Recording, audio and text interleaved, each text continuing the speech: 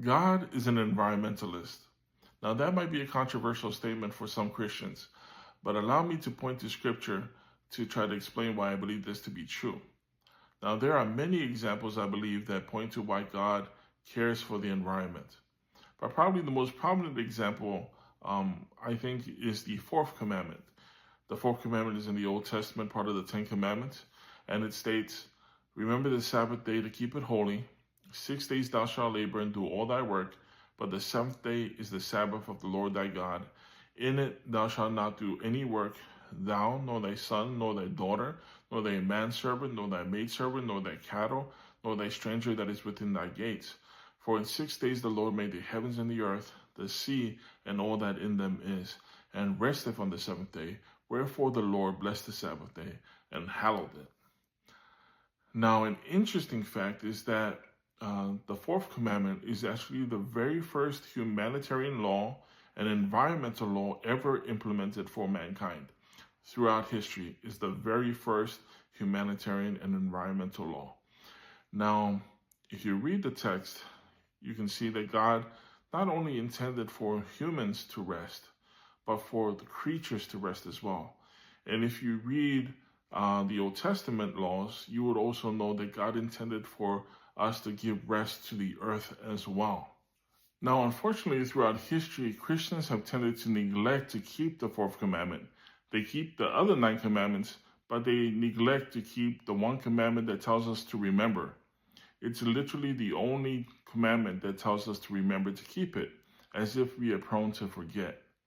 And this lack of rest has caused us throughout history to exploit not only creation, the environment, but each other.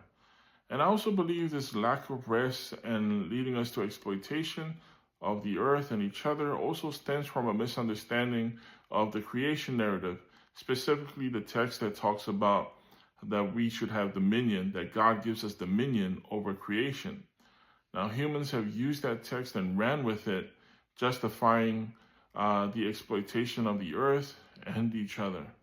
But if you look at the original Hebrew of that text, you would see that God actually intended for mankind to be good stewards and good caretakers of the environment. Now, another favorite example of mine that points to why I believe God cares for the environment is the story of Jesus riding on a donkey heading towards Jerusalem to fulfill his mission to save humanity. Now, it's easy for many to read that text and dismiss the donkey as just a means of transportation to get Jesus to his destination. But if you were to read that text from the context of a God who cares for the environment and cares for all creation, I hope that you would see that Jesus riding on that donkey was not only symbolic of Jesus heading towards fulfilling a mission to save humanity, but that he was also heading towards his mission to save all creation.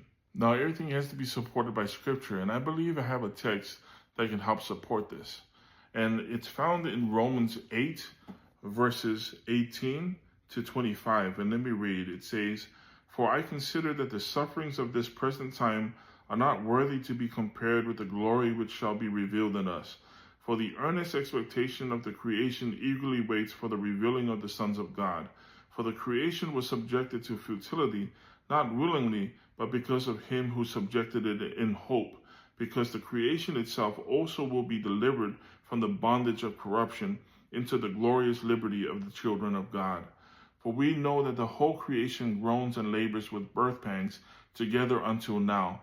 Not only that, but we also have the first fruits of the Spirit, even we ourselves groan within ourselves, eagerly waiting for the adoption, the redemption of our body. For we were saved in this hope. But hope that is seen is not hope. For why does one still hope for what he sees? But if we hope for what we do not see, we eagerly wait for it with perseverance."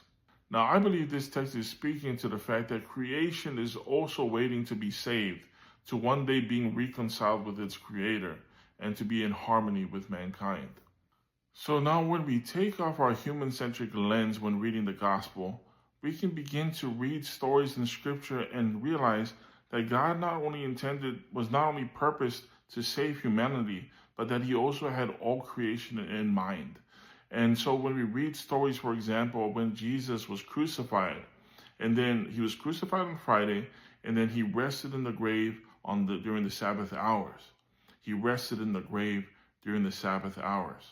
Now, if we remember that the fourth commandment was not only intended for mankind, but also for the creatures and the earth, then when Jesus rests in the grave on the Sabbath, we see that he's not only resting in solidarity with all the humans that have suffered and died, but that he's also resting in solidarity with all creation, all the creatures that are groaning, longing for the day to be liberated and reconciled with their Creator.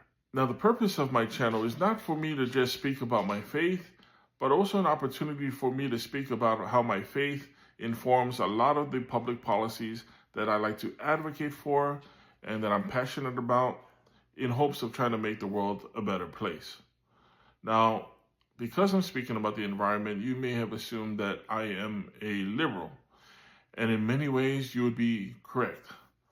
But I also hold a lot of conservative views, and so I don't fit neatly in one end of the political spectrum. But I just wanted to take this time to share a short clip from Robert F. Kennedy Jr. talking about his passion for the environment. Now, for those of you who don't know, Robert F. Kennedy Jr. is currently the Secretary of Health and Human Services for the Trump administration. And I just wanted to share this clip because I believe it's a great perspective and holds a lot of wisdom. Thank you, and God bless. The reason that we protect the environment is because there's a spiritual connection. There's a love that we have. I got into the environment because I wanted this connection to the fishes and the birds and the wildlife and the whales and the Purple Mountain's majesty. And that, I understood that the way, God talks to human beings through many vectors, through each other, through organized religion, through the great prophets, through the wise people, the great books of those religions, but nowhere with the kind of detail and texture and grace and joy as through creation. And when we destroy nature, we diminish our capacity to sense the divine, understand who God is and what our own potential is and duties are as human beings. When we destroy nature, we degrade our own ability to experience the divine. It's not about quantifying stuff. That's what the devil does. Nature enriches us. It enriches us economically and spiritually and culturally and historically. It connects us to those 10,000 generations of human beings that were here before there were laptops.